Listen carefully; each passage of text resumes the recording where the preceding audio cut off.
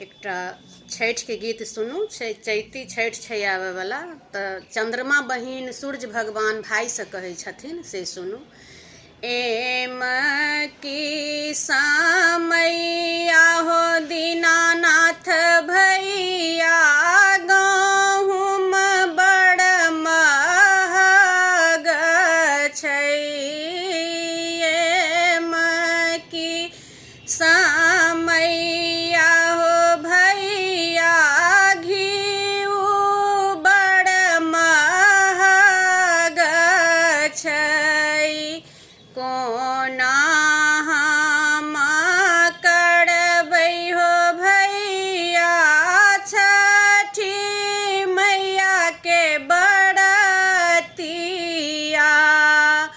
कोना हम करबै हो दीनानाथ भैया, रउना मैया के बरतिया।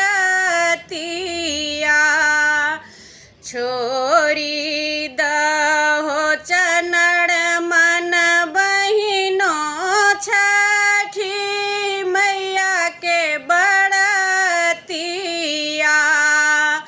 छोरी दहो चनड़ मन बहिनो, रउना मैया के बरतिया।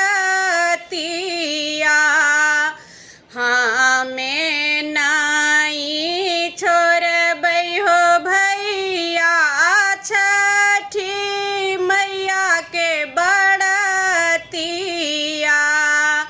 स्वामी जी के बन की धय हम करबै बरतिया। स्वामी जी के गिरवी धय हम करबै बरतिया। जय छठी मैया।